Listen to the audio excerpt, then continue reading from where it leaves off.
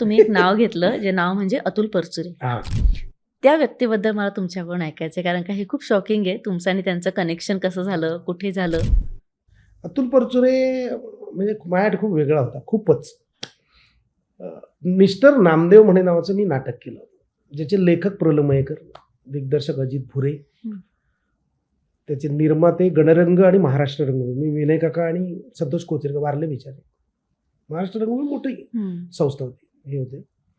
आणि संतोष मयेकर माझ्यावर काम करत होता, सुदेश मशील करत होता, अक्षय पेंडसे जो वारला तो त्याच्यामध्ये काम करत, त्याचं पहिलं नाटक होतं. आणि मिलिंद पाठक नावाचा एक ॲक्टर आहे, तो आम्ही असे 6 जण, म्हणजे स्त्री पात्र विरहित मुलगी नसलेलं पहिलं नाटक आहे रंगभूमीवरचं, हं. ज्याचं म्युझिक अजय अतुलने केलं होतं, हं. ज्याचं नेपथ्य बाबा पारसेकर, हं. आणि ज्याची 1 लाईन राजसाहेब ठाकरेंची होती, अच्छा. मराठी माणूस आणि असं. तर त्या नाटकात मी ऑडिशन दिलं होतं.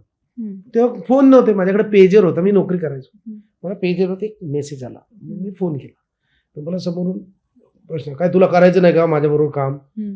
तर मी म्हटलं नाही, मला करायचं आहे. कोण बोलतोय? अजित भुरे बोलतोय, तू ये. तो म्हणाला व्यवहाराचं बोल. तेव्हा काय 200 रुपये मला नाईट होती, हं. म्हणजे खरं तेव्हा 500 रुपयाची अपेक्षा होती. 500 मिळाले तर माझं घर चालेल, पण 200 मी तेव्हा बघायचोच नाही ना आम्ही. आणि मी केलं, आणि त्याचे 350 प्रयोग केले.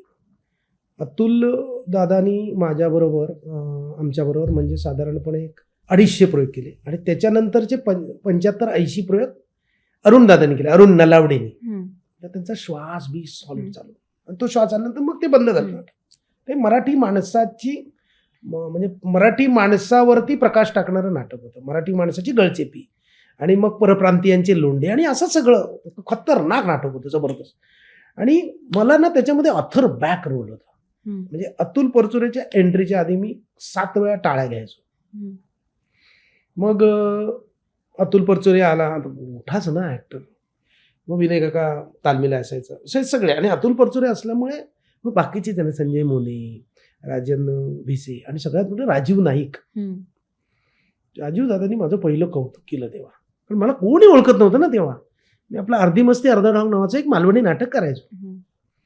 आणि मग ते जे मी नाटक केलं, मग अतुल मग हळूहळू बोलायला लागलो, मग दोस्ती झाली. मग अतुल प्रत्येक ठिकाणी नाव सजेस्ट करायला लागला. मी म्हटलं ना, खंडय बिखंडय, बुवा आला, बऱ्याच ठिकाणी त्यांनी माझं नाव सजेस्ट. आणि मग नंतर कधीतरी एक 15-20 दिवसांनी बोलणं, हं. हे अरे काय करतोयस तू, असं खूप जवळ जात होतं.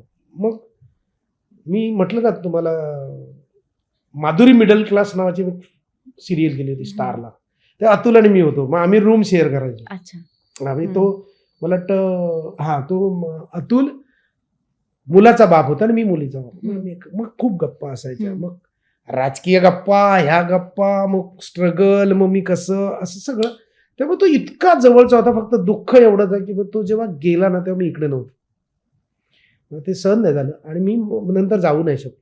म्हणजे ती त्याची मुलगी असेल सोनिया, म्हणजे मी तसा खेकडा डान्सर आहे, मला डान्स हा आणि माझा काही संबंध नाही, पण मला नाचवणारी पहिली सोनिया परचुरे, जिने आम्हाला त्या नामदेव मणेच्या नांदीवरती नाचवलं.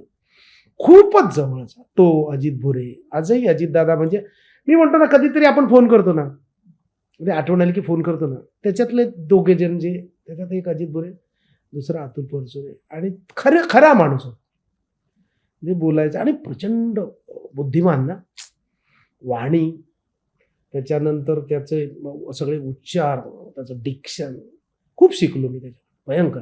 मी माझ्या घरी येऊन गेलाय तो, कोकणात माझ्या घरी आम्ही दौऱ्याला गेलो तेव्हा तो माझ्याबरोबर होता, मग तो घरी आला, खूपच शिकलो त्याच्याकडे. मराठी चित्रपटसृष्टीमधील latest update, original web series, shows, गाणी आणि एंटरटेनमेंटसाठी आमच्या चॅनलला सबस्क्राईब करा आणि बेल आयकॉन दाबायला विसरू नका.